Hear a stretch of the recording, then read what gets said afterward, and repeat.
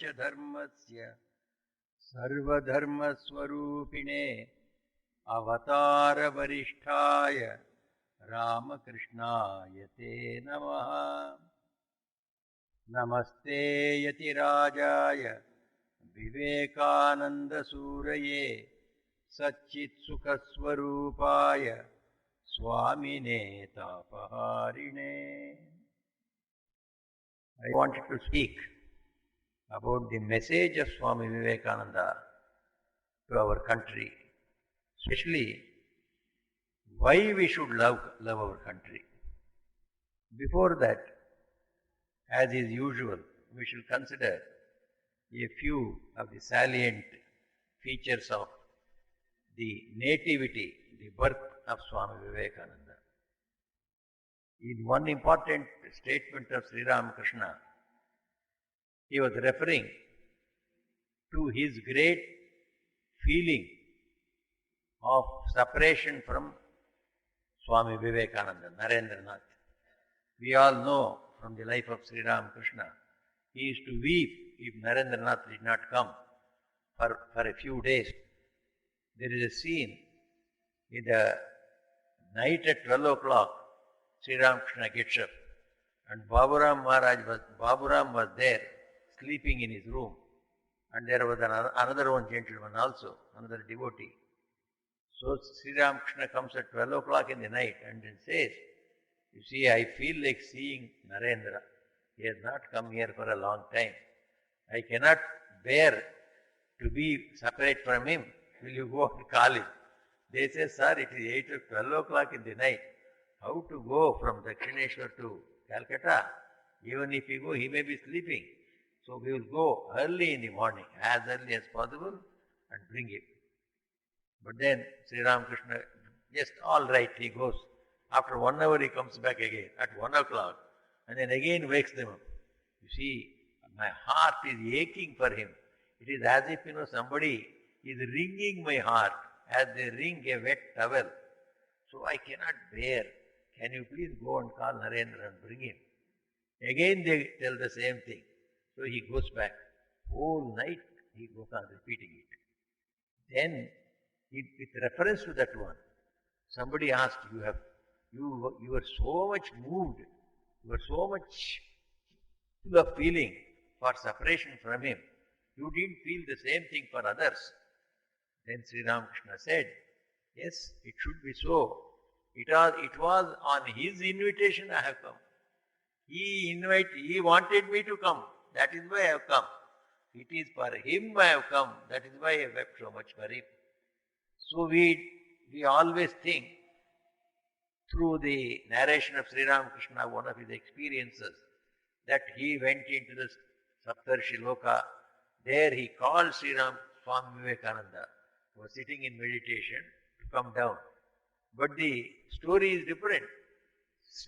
Already Swamiji has decided, Narendra, the Saptarshi, the Naranarayana, has already decided he will come. He wants to help the world because he has seen the world is in distress. He must give the message to him. So to give that message, he has decided out of his heart. He has got so much of feeling for this world. In the end also he said, I have thrown away my body like a torn out garment, but I shall continue to inspire everyone until everyone knows he is one with God. He didn't say only Indians or some other countries or some religious people. Every being in this world, until it finds one with God, Swami Vivekananda has no rest. He will continue to inspire them, coming into the world again and again if necessary, or from the subtle world itself. So this is the heart of Swami Vivekananda. So he has felt for the misery of this world, especially of India. The world is miserable without spirituality. The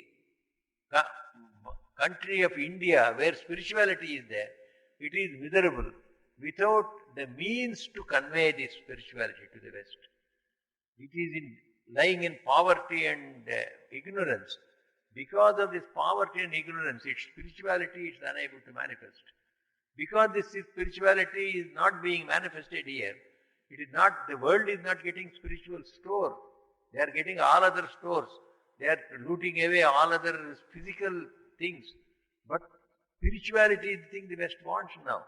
But it is not, they are unable to take it because they think it is all a poverty-stricken country, an ignorant country in India. Where will we get spirituality there? So they cannot be attracted with this poverty and ignorance here. So Swami Vivekananda sees the misery on both sides. They want spirituality, they are not getting it. We want a little materiality here in the form of good education, in the form of good occupations to make our economic life a little better. We are suffering for that. The one is having the material benefits, material things enough with them and more to spare. This country is having enough and more to spare spirituality. We have to bring this together. This spirituality must go and then spiritualize the material West. And we must bring that materialism of science and technology and organizational sciences into this country so that this country's poverty may be eradicated. People may live a comfortable life. Then their spirituality will manifest. A little better life, social life, immediately an Indian becomes a spiritual person. I have seen so many people. The case of a gentleman is very, very peculiar. He was a poor person. As soon as he became rich, he was from Bengal. He came to Delhi. I was in Delhi from 1956 to 1964. There I met this gentleman, Panch Babu. He was called Panchakumar Babu or Panchanan Babu. So Panchanan Babu, Panchanan Ganguly was his name. So this fellow was a sweetmeat maker in Bengal. He knew to make some good rasagollas, etc. In Bengal there are hundreds of people who make rasagollas. You cannot get any good market there. He came away to Delhi. In Delhi there are no person to make rasagolla. He was the first man to introduce rasagolla into Delhi. This was much earlier. We met him in 1956. He must have done it some 20 years earlier. And so the rasagolla became rasagollas of different varieties. There is Rajbhog is there, rasagolla is there. So he produced all those things. Then the Delhi people, so they were very much charmed by these Bengali sweets. So they started swarming around his shop. He became a very rich man very shortly. And he was unmarried. And so his poverty somehow had driven him out from Bengal into Delhi. When he became sufficiently rich, he made a house for himself and then his shop was progressing very well.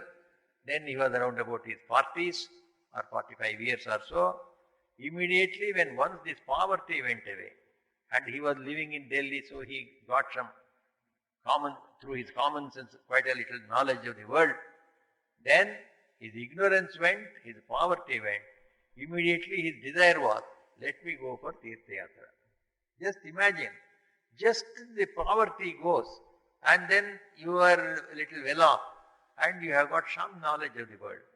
You don't feel like we here, like ordinary people elsewhere. Immediately you want to do some spiritual progress. Immediately he thought, let me bring my brother, let me bring my brother's family, let them take care of this business. So, and then let me go around for pilgrimages, which he did. He left the whole thing with them, gave the whole rights of all trade and everything into their hands. Then he went on going to pilgrimage of Kedar, Badri, Amarnath, and in the south, Rameshwar, etc., etc., for years. And after a few years he comes back and finds his brother and brother's family have ruined the whole business. The whole business is simply completely flat. Whole things were thrown into the street and the whole, his shop was being being taken away by somebody else. So he was also on the street. Where to go? From the very beginning of his business in Delhi, he had given to the Kalivadi there and to Ramakrishna Mission Every day he used to give some sweets freely. So for 20 years he has given. He suddenly remembered, let me go to that Kali's temple where I have given sweets. He could have come to us also. He somehow thought, let me go to Kali temple. There they accommodated him. You see, we don't have any accommodation. That was also in a bad condition. They had just started the Kali body there. Then they said, we can give you 2 times mother's prasad. You can take prasad and you can live on the veranda of this temple. Veranda will not be closed. Only the Garbhagriha we close, outside door we close, and there is an attached veranda just after the steps. You can sleep here for the night, which he was doing. This person who was giving donation of sweets to these 2 organizations was himself being in his own house. He was on the street, and this person, from that riches, he was, as soon as he became a little rich, he went on going around. This is the case I wanted to stress. And then afterwards, what happened? It was a wonderful case. He has served Sri Ramakrishna, he has served Mother. So our Swami went to Kali temple, then found Panchanan Babu there. Then our Swami said, what? You have helped Ramakrishna mission, and will we allow you to be on this pavement? Come to our ashrama. Swami Ranganathanji was there at the head of the center in Delhi. Then he was brought. When he was brought, I was there as a brahmachari. Then he was brought, he was given a room, we gave him fan, we gave him all the equipments, a well-furnished room. Then, at that time, he was about 60, 65 years old. Swami Ranganathanji called him and told him, look, Panchanan Babu, you have served Mother Kali, you have served Sri Ramakrishna. So if you want, you can do some work here. You can choose your own work. You know so many things about cooking. You can instruct our cook, and he can make some special dishes for the sadhus. If you feel like. Otherwise, enjoy 4 times food here, and your room is there, and you can be there as long as you want. And he lived with us in all comfort for 5-6 years. Again his condition improved. You see, he was not on the street, so he is in a very comfortable position. Again after 4 years he says, sir, I want to go to Varanasi and take sannyas and die. See the spirituality in Indians. This is a classic example. He was down, he came up little up, and again the spiritual thing came up. He says he wanted to go to all the Tirtha Yatra. Then that ruined him. Again he came back to the zero, to the first place. Again square number 1. He again comes up. As soon as he feels a little comfortable, sir, please send me over to Banaras and make some arrangement so that I can take sannyas and die in Banaras. Swami Ranganathanji, he knows, he has got a great heart, and he knew our own Swamis are there in Varanasi also. He gave a letter to this Varanasi Swami, sent this young old man there. He lived in our ashrama, and then for 3 or 4 years, and after he took sannyas, he passed away in Varanasi. Why I tell you is, Swami Vivekananda stresses this point again and again. India is full of spirituality. The spirituality is hidden, it is unable to express itself because of the poverty, because of the ignorance, because of lack of good education and lack of economic prosperity. So we must give some economic prosperity, bring in economic prosperity to this country and educate the people in a secular sense. Spiritual education is already there in them. Then each one will become a spiritual giant. So we can send hundreds of spiritual teachers to the West, which they are in need. West is in need. There is a case when one of our professors went to Japan, I think a year or 2 before, and after his lecture, he is from India. After his lecture, there were all educated people. And then he asked them, what do you think is the dire need of Japan now? Then one of the intelligent person in the audience, he told him, we want a good spiritual guru.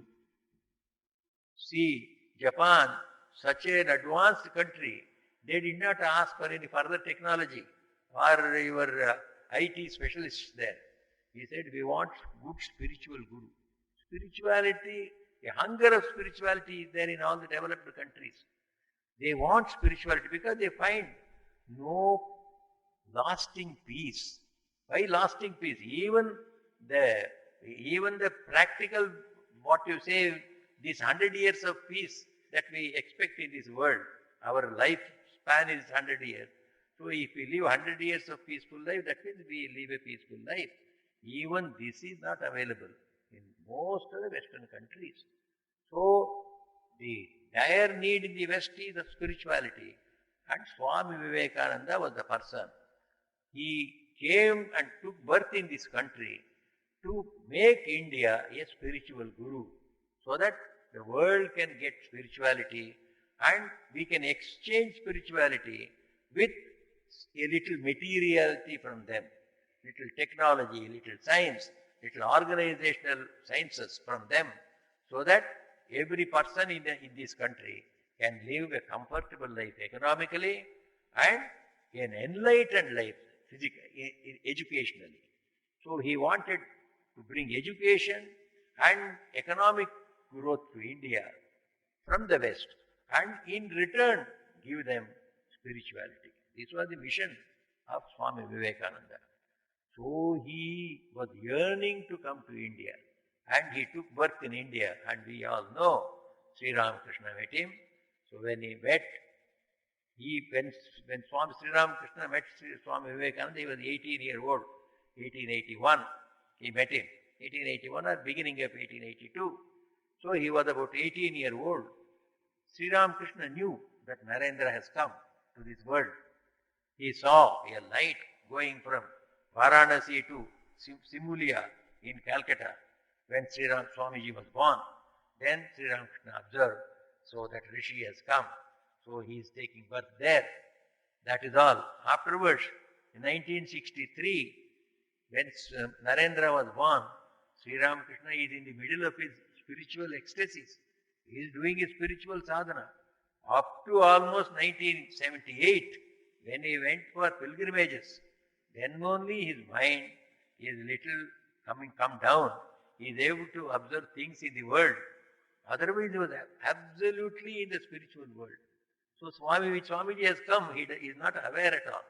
That is why when Swamiji met him in 81, why have you been away? I have been waiting for you such a long time. Why did you make me wait for such a long time?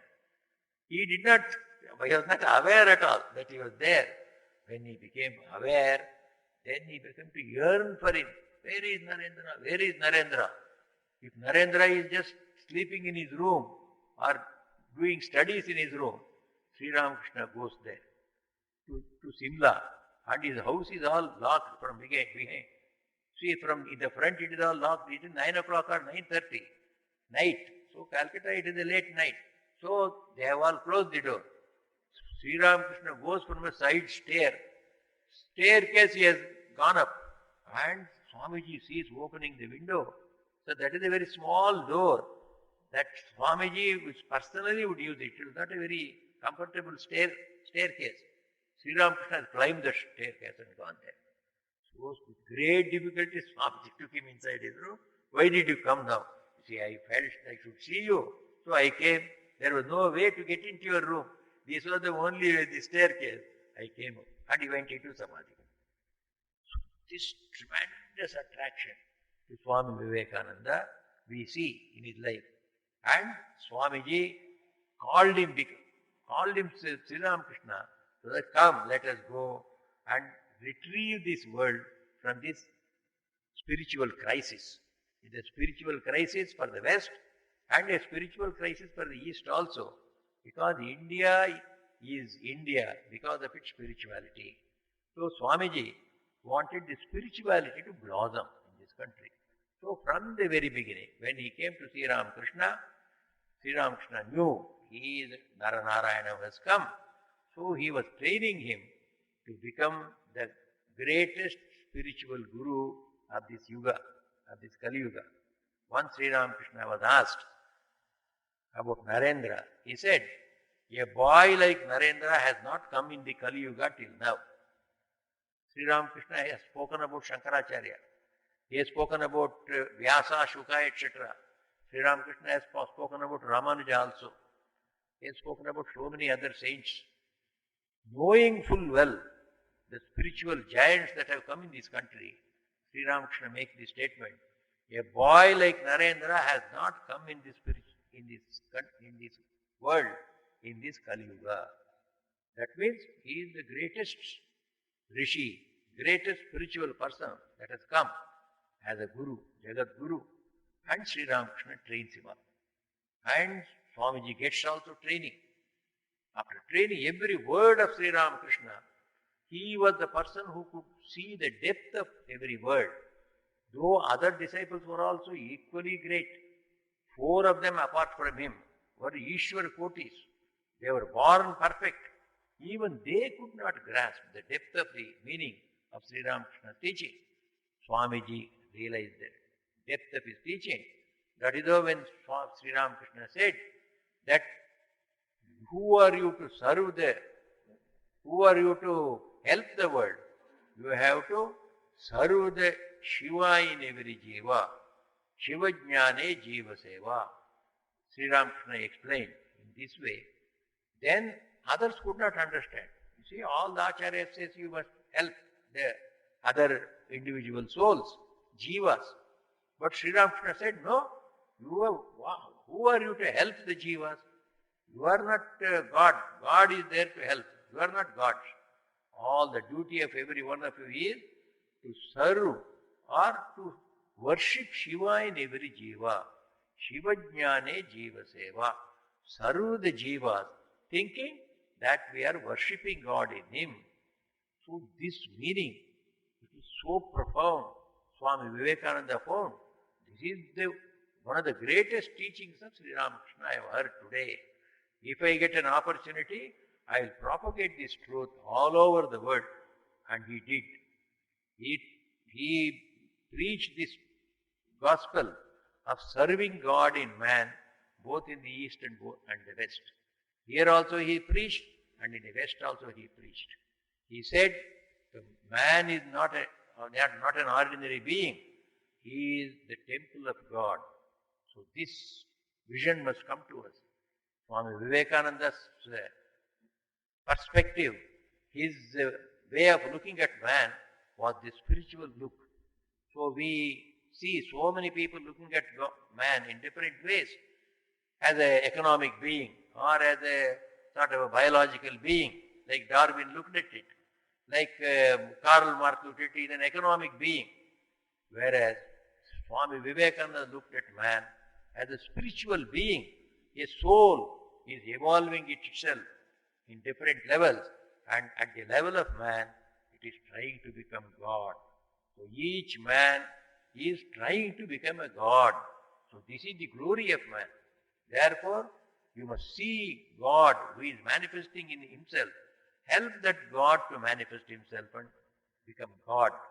Every man should become God. This is the progress Swamiji wanted from every human being.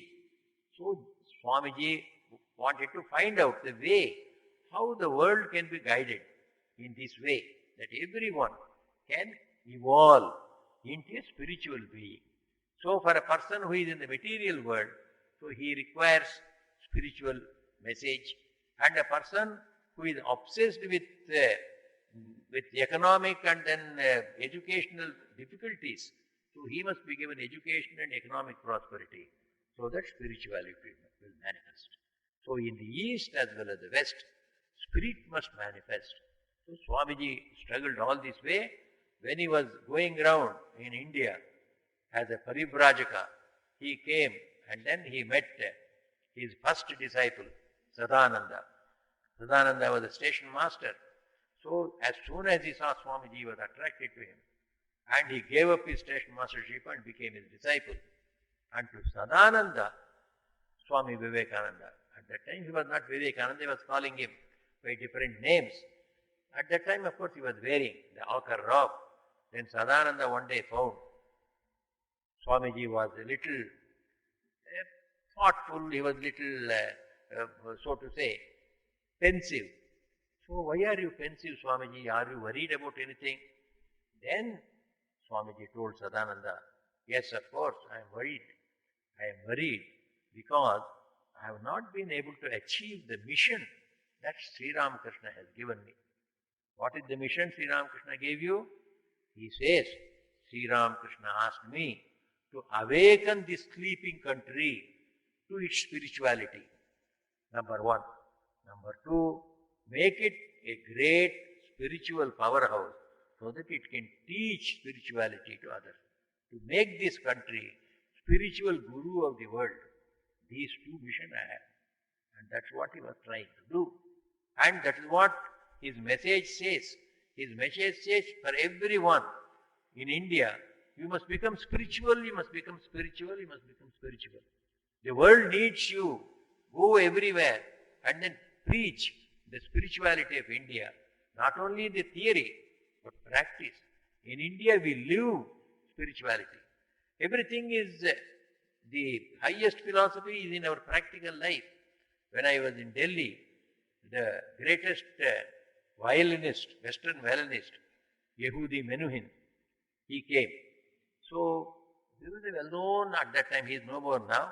He was he was the greatest violinist in Europe. And he came to Delhi. Then Swami Ranganathananji, he invited him to our auditorium hall. He gave a lecture. He was asked to speak about Indian culture and music. This man, he was about maybe 55 years or 60 years, a world famous musician.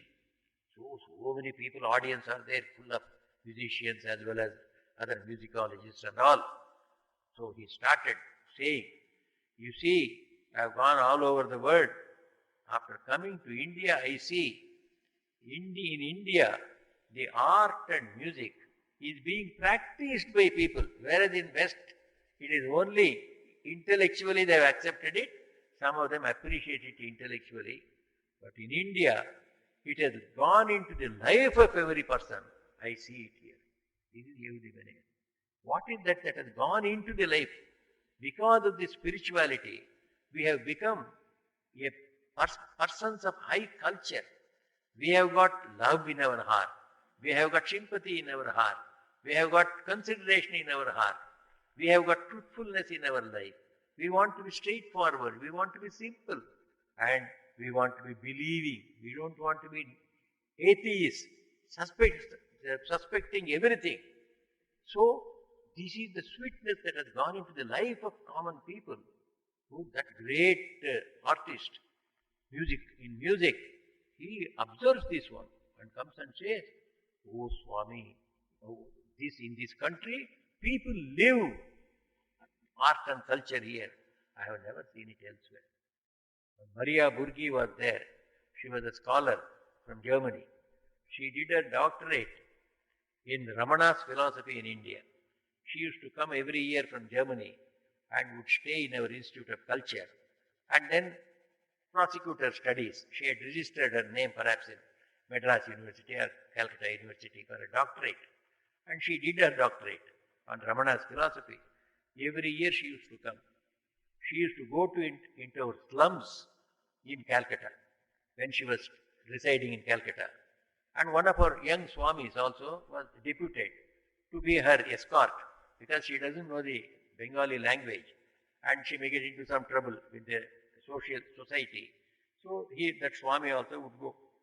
This young Swami, so he was telling me, he went with that Maria Burgi. She must be about 45 years or 50 years old. A well-to-do lady. She would go on looking at the children in the slums, looking at their eyes, looking at their face, for hours together. Then the Swami got very inquisitive. He said, Maria, what are you looking at these children? Then she says, Swami, see their eyes. How peaceful they are. They are living in slums. Perhaps they don't have 2 meals a day. Yet their eyes are emanating peacefulness, which you can never find anywhere in the world. In our Western society, if you go to a slum, the eyes of everyone will be burning with jealousy, with anger, against everybody in society. It is because of those fellows who are in slums. We shall go and rob them. We will steal them. We will burn them. This is their idea. A man who is dwelling in the slums is full of violence to explode and snatch away the other people who are forward than him. This is what we see elsewhere. Here you see such peaceful eyes in these slum-dwelling children. We don't know our greatness. How did this peacefulness come into us? We live spirituality. Because we know there is no meaning in feeling jealous about somebody else. Because somebody is forward, somebody is richer than me. I don't have to feel anger against him. I don't have any arguments to say that he has taken away my wealth and he become richer. We don't connect it like that. We say, he has done some good work, therefore he is enjoying riches. I will also do good work, I will become good. I will become a rich man. Why I should feel jealous or angry about him? This is the feeling. If that feeling is there, you don't have anything to feel jealous or have hatred in your eyes. This is what is in our society. Swamiji came and he told that Sri Ramakrishna wanted me to make this country as it was. This was the land where we always thought, we started our speech with a Shanti mantra, ended the speech with a Shanti mantra. You take up any of our Upanishads. The Upanishads are full of lessons only. The teacher is teaching the student. He will start with Shanti, Shanti, Shanti, Shanti. End also with Shanti, Shanti, Shanti. That Shanti is three Shantis. One is Shanti at an individual level. So we should be calm within our own mind and our body. This is Adhyatmika. And Adi Bhautika, there must be peace in the external world, in the physical world. And there is another divine world also. Divine forces are there. The forces of rain, forces of lightning, forces of thunder, forces of electricity. All these things are also acting. They should also be peaceful to us. So this is Adi Daivika, Adi Bhautika, Adhyatmika. What is inside us is Adhyatmika.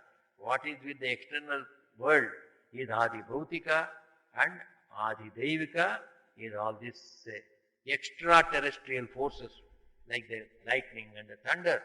They may also create havoc. Let everything be happy. Let everything be calm. Three pieces in the beginning, three pieces to end. Every day, every class starts. Swamiji mentions this one. We are a peaceful nation. We start our lesson to our children with three pieces and end also with three pieces. Shanti, Shanti, Shanti. This country, which was the abode of every type of peace, it has become now such a country where we don't have enough to eat, we don't have enough to drink. So we are so peaceless because of this economic poverty. So our eyes are not open. We don't know how to protect ourselves against these enemies that come to us. So we want good education to our people. We want good economic upliftment of our people. And that should be done by awakening the spirituality in the richer people here. That was Swamiji's plan. Swamiji came and he went to West. He had all that spiritual wealth in him. Sri Ramakrishna had given him enough. He transferred all the power of Sri Ramakrishna, of himself, to Swami Vivekananda. You know that incident. And then he said in the end, you are going to achieve great things through these powers. All the powers Sri Ramakrishna, and Sri Ramakrishna's powers were infinite. There was no finiteness about it. Any amount you spend, it is there. It never can be exhausted. So that infinite power of Sri Ramakrishna Swamiji inherited. And with that power he went to West. And that is how, when he used to speak, it was not mere speech. He would convey the spiritual power to everyone. If anyone attended his speech, when he would go out, he would have become a highly spiritualized person without any effort. This was Swamiji's. That was Swamiji. He himself mentions about it. You see, my master, he used to impart spirituality by a mere wish, by a mere look, and by a mere touch. I want to do like that. One of the letters he wrote, I am tired of lectures. Now I want to, not that I don't want to do, but I want to do this one at a higher level, as my master did.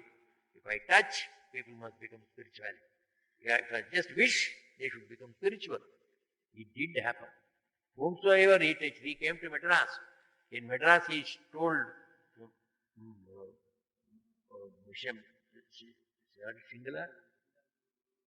Shingarvel Mudaliya, Kidi. So he told Kidi, Kidi, if anyone touches me when I am in ecstasy, when I am in bhava, you will have to pay by becoming a sannyasi. If when I am in samadhi, if anyone touches me, you will also get experience of samadhi. That means your attachment to world will go. You must become a sannyasi.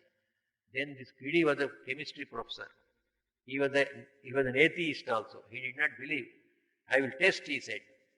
So Swamiji had warned him, don't test. It is a dangerous test. It affects your whole life, your family, and perhaps much more than what you can reason.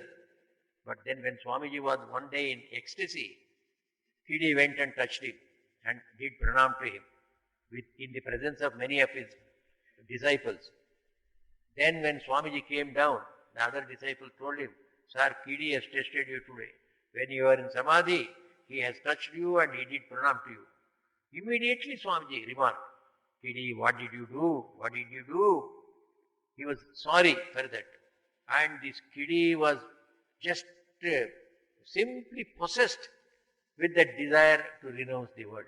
He went on writing to Swamiji. When he went away to West also, goes on writing to Swamiji, I want to become a monk, I want to become a monk.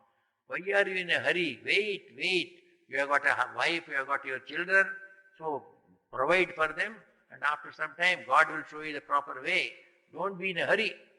He cannot, because he has imbibed that spirit of Swamiji by touching. So this has gone on, and nobody knew how many hundreds and hundreds of people have been imparted spirituality like this in the West, in the East. In the last days of Swamiji, when he was staying in Belur, there is an incident. When early morning, Swami Premananda got up and he wanted to open the shrine at 4 o'clock. So naturally at 3 o'clock or 3:15 he must have got up. So he came out of his room, and Premanandaji's room and Swamiji's room are opposite across a veranda. So Swamiji's room the light was burning and the door was open. And Premanandaji thought, Swamiji is perhaps awake.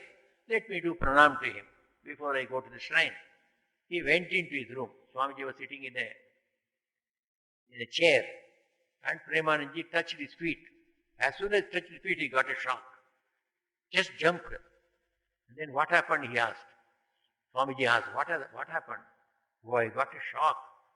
This is only mild shock. Others have got very hard shocks elsewhere, he said. This was Swamiji. You see, the spirituality was being simply transmitted all over like a dynamo. So this was Swami Vivekananda, living spirituality. And such a person came to India, came to this world to give us spirituality, to show us what real spirituality can do for human life. So he always saw man as a spirit, a God, possessing a body and a mind. His body and mind should not become obstacles to the manifestation of this divinity inside. So Swamiji considered that every human being, whether in the East or in the West, he considered human being himself a temple of God, in which God is there. So you have to only enter the temple and recognize God and get all the benefits. So anywhere, any man was a great thing of adoration for him. He adored men in the East, men in the West. When he was in the States, he would go sometimes to get some place in hotel, and they used to think that he is a Negro, a black person. At that time, the white rule was there. Though apartheid, we associate only with South Africa. Apartheid has been there everywhere, even in America also. Even now also it is there. So apartheid was there. Then the Swamiji would be refused seat in the hotel. no, we don't have any seat for black people. Even hearing that for black people there is no seat, he could have said, though I am not a black man, I am from India. He could have told. He did not tell. He left that hotel, went away elsewhere. There also he was refused. So he underwent a lot of difficulties, but would never say, I am not a black man, because somebody afterwards, some friends of him, some devotees of him, they told, Swami, why did you not tell them that you are not a black man? You are only Indian. He said, what? To rise at the cost of another brother. No, I was not born for that. Everyone was a brother to him. Every human being, black or white or yellow or brown, everyone was equal to him, a temple of God. That was what exactly he preached in the West and in the East also. When he came to India, he saw, he had a mission that India must rise. In fact, in his one of his lectures at Ramnad, he says it is a very prophetic vision at that time. In 1897, when India was in the deepest slavery. So at that time, everything was dark around. So at that time, Swamiji is telling, India is awaking. The longest night seems to be passing away. And behold, the sleeper, that is Indian mother, is awaking. This motherland of ours is awaking. None can resist her anymore. Nobody can stop her progress. Never is she going to sleep anymore. No outward powers can hold her back anymore. For the infinite giant is rising to her feet.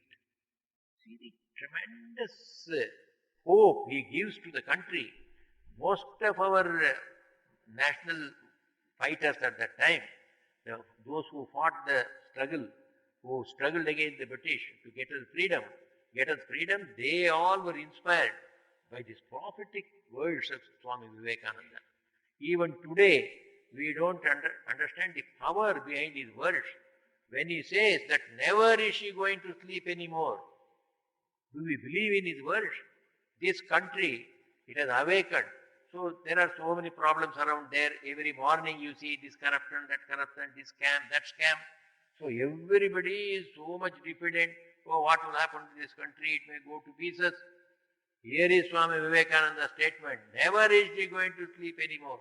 These are all some convulsions while getting up. We have been sleeping for such a long time like that Kumbhakarna. When Kumbhakarna was to be roused, a big tumult has to be created.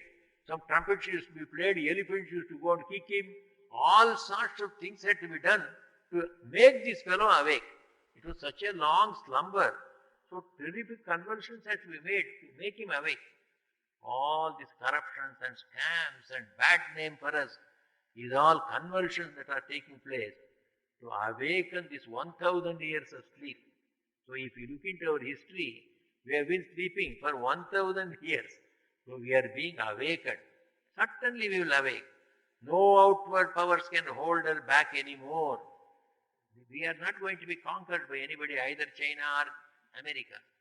For the infinite giant is rising to her feet. So such statements have so many in number, Swamiji's. He goes on making one after another to make us tremendously proud about Swami Vivekananda. So I only want to close with one thing only. Swamiji, to show us a model, how we should become. We are going to build up a country, he said. India will be now greater than whatever she was in the past. She will outdo all her previous glory. This was Swamiji's prophetic vision. And what will be the type of society we will have in such a golden India? So Swamiji started this Ramakrishna Math mission.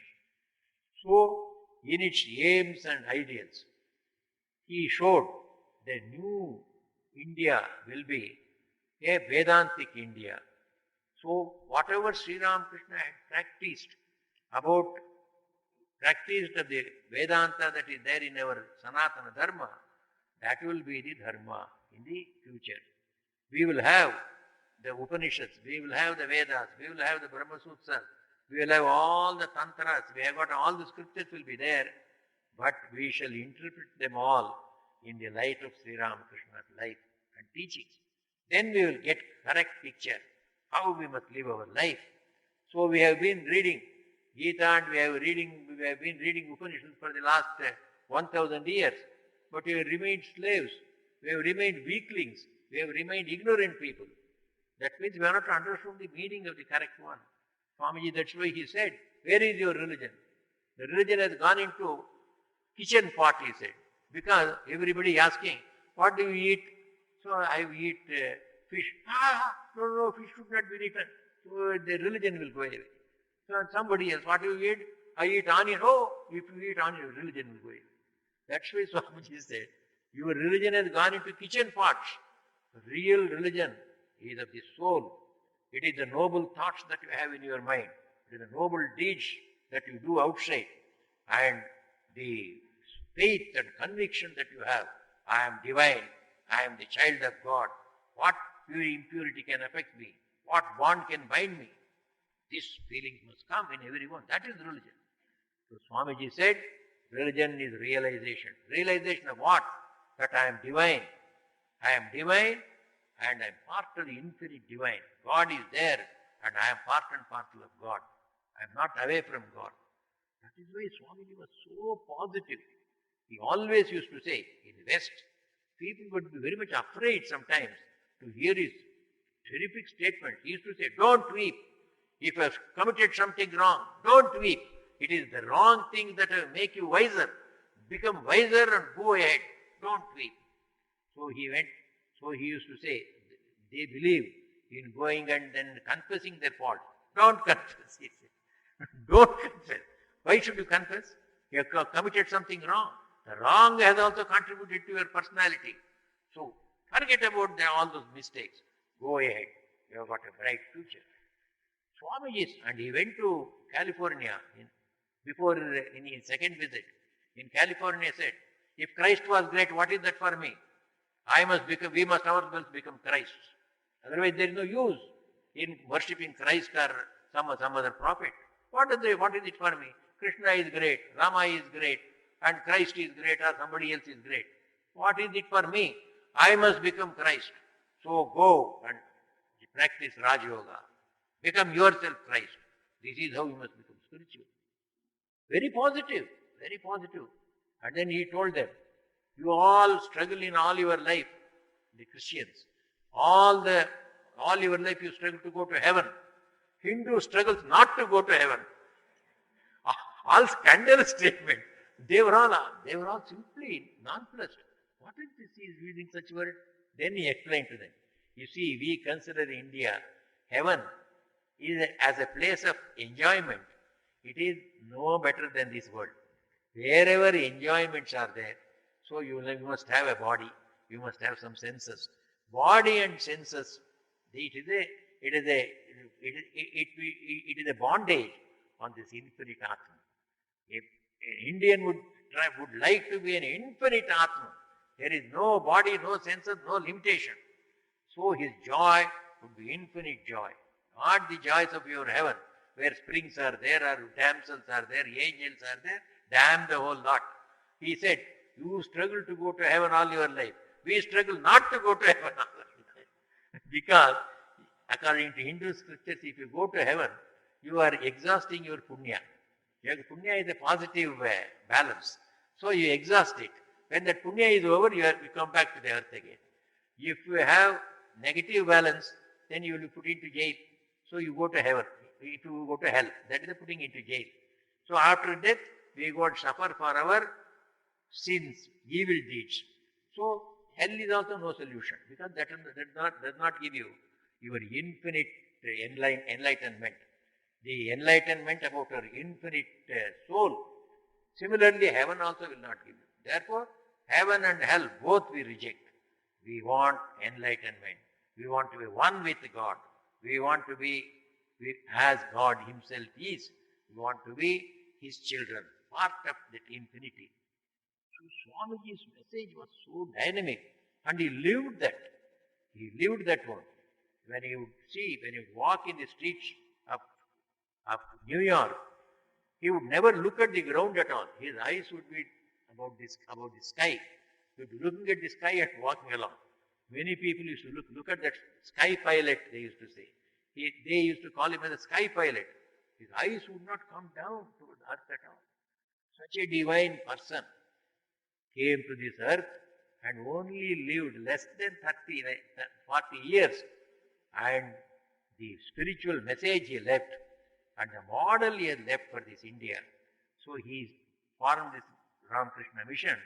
There he said, this mission is there to preach the truths which Sri Ramakrishna himself had preached by practicing it himself. So Sri Ramakrishna practiced nothing other than the Sanatana Dharma.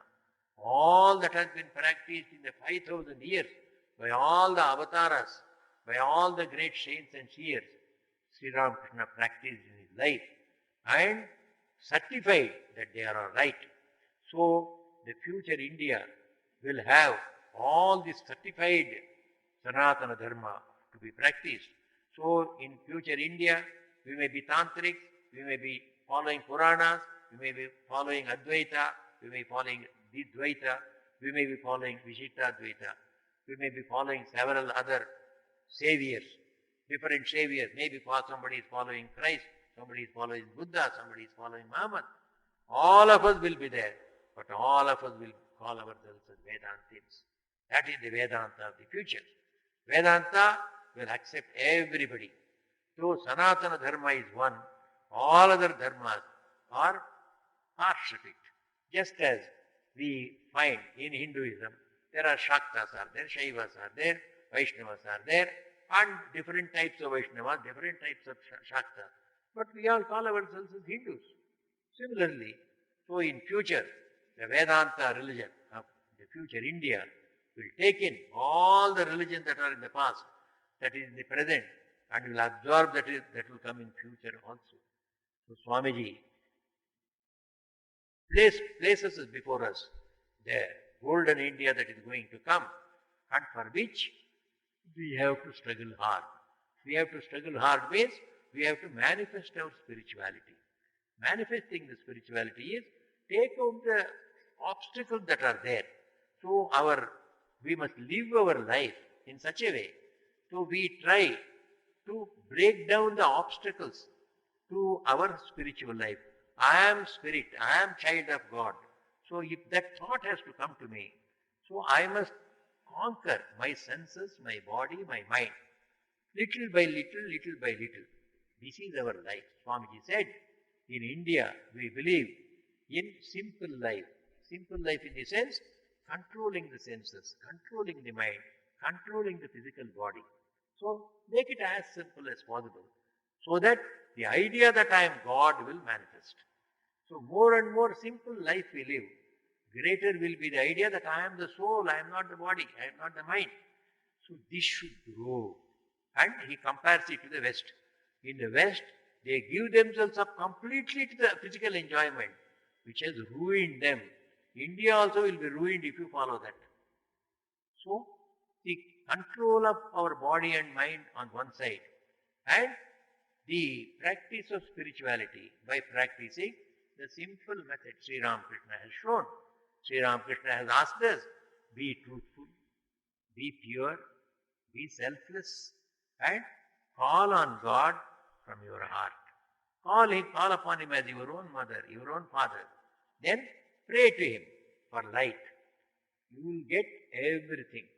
What we want now in religion is not all the rituals, not all the homas, not all the things that are practiced in different temples. What we want is these values in our life. Truth must come into our life. Honesty must come into our life. And simplicity must come into our life. And we must become pure in our thought. So we must begin to think that everyone is our brother and sister. Everybody is my relative. Everybody is my father and mother. We are related to one another. We are not simply men and women. This is the purity. So in family we are all men and women. We never feel we are men and women. We are brothers, we are sisters, we are father, we are mother, we are uncle, we are auntie. We are not men and women. This must come into the whole society of human beings. This is purity. So Swamiji said, these spiritual values, it can be practiced.